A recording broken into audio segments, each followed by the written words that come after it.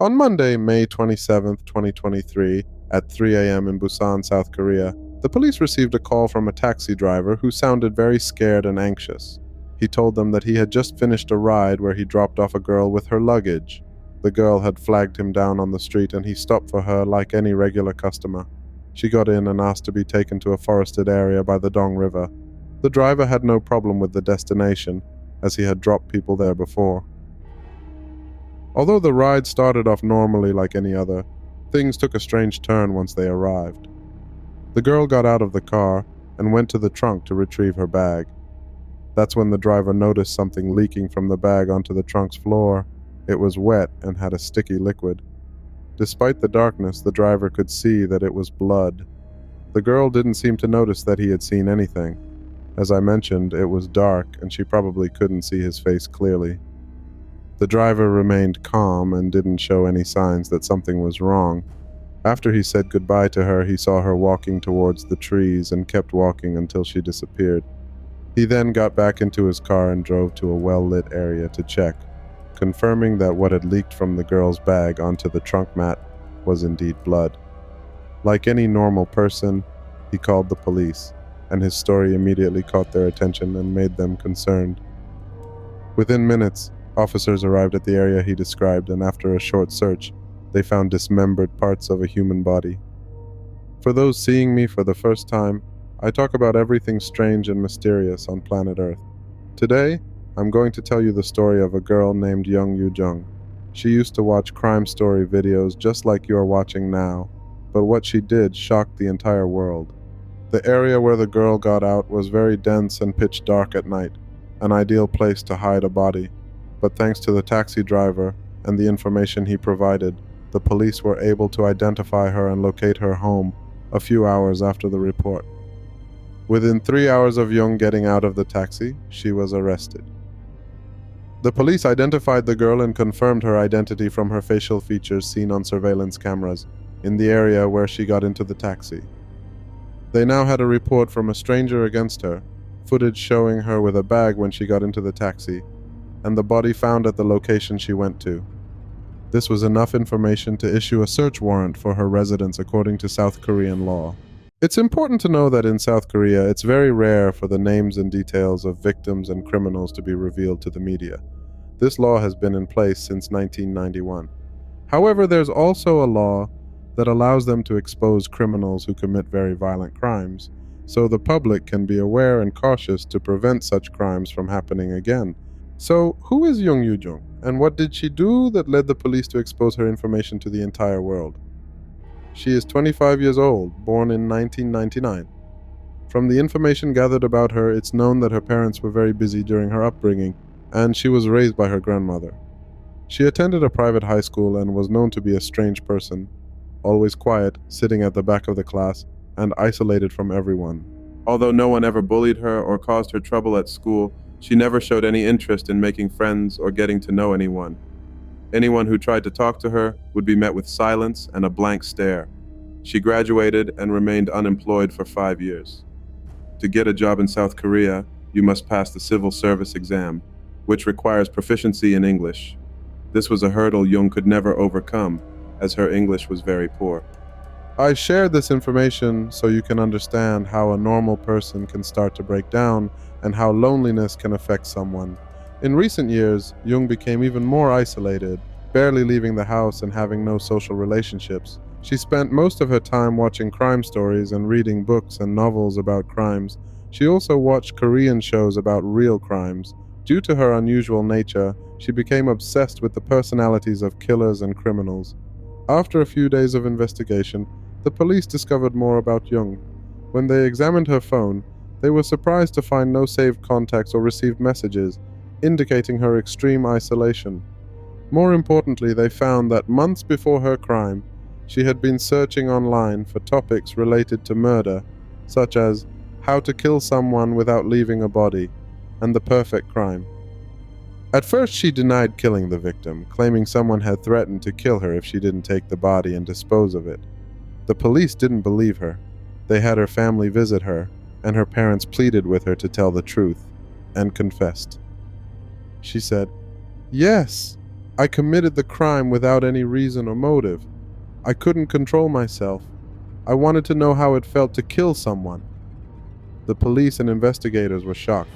If she killed just to know the feeling, without knowing anyone or having acquaintances, who did she kill, and how did she choose the victim? This is when Jung began to tell them about her plan. It started 3 months before the crime. She began searching online for someone to kill.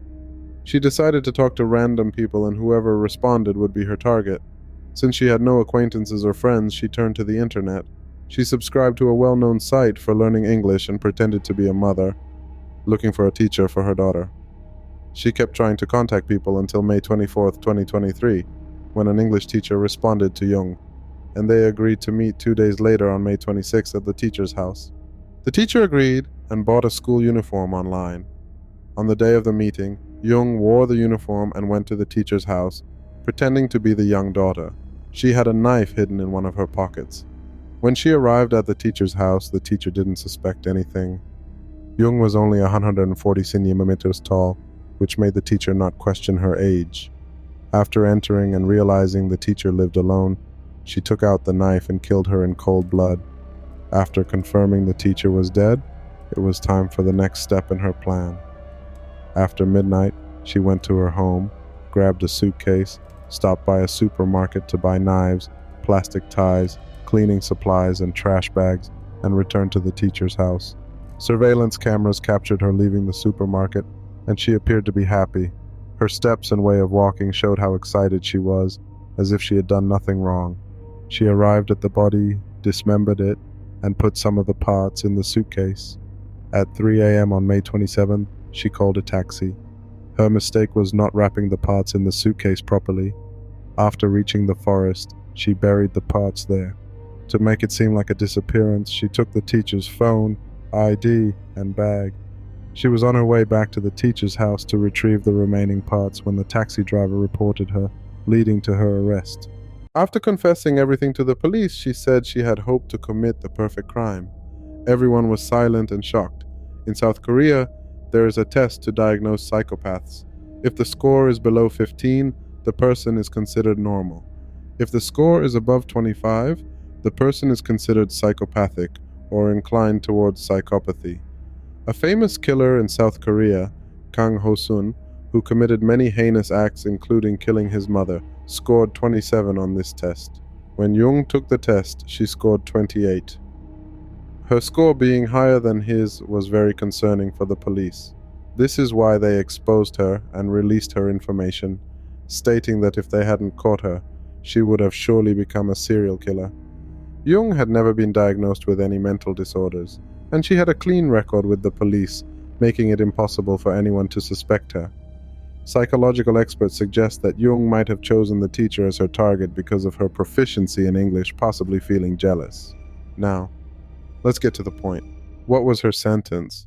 Her confession that she dreamed of committing the perfect crime, the taxi driver's report, her DNA in the victim's apartment, the victim's blood found in her apartment, the leakage from the suitcase, and the surveillance cameras capturing her at multiple locations. All these pieces of evidence concluded the case and confirmed her crime. Eventually, she stood in front of everyone and apologized, saying, "I apologize to the victim and her family. I was not in my right mind." The case caused a huge uproar in South Korea. People were shocked by the brutality and the lack of any real motive other than curiosity and wanting to know how it felt to kill. The death penalty is enforced in South Korea, but the last execution was carried out in 1997. Even though there are more than 60 people on death row in Korea, the death penalty has not been implemented since then. The police stated that the investigation is still ongoing, and the psychological evaluations and tests are not yet complete. They said that the final sentence would be determined afterward. Initially, she was sentenced to 5 years, but it is expected that her sentence will be much longer once all procedures are completed. I think the delay in her sentencing is due to the clarity of the case and Jung's full confession of everything she did. The media there says that her interest in crime stories influenced her desires and gave her the urge to kill. I believe that what holds us back are those who defend these kinds of people.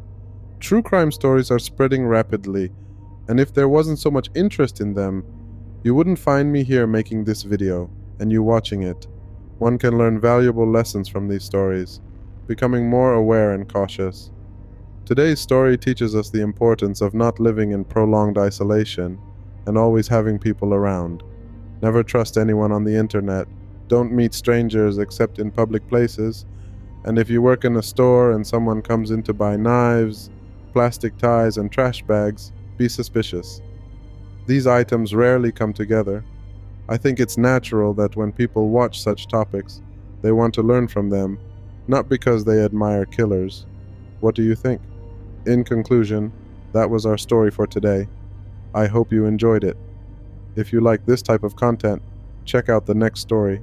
Don't forget to like, subscribe, and turn on notifications to stay updated with more mysterious and intriguing stories from around the world.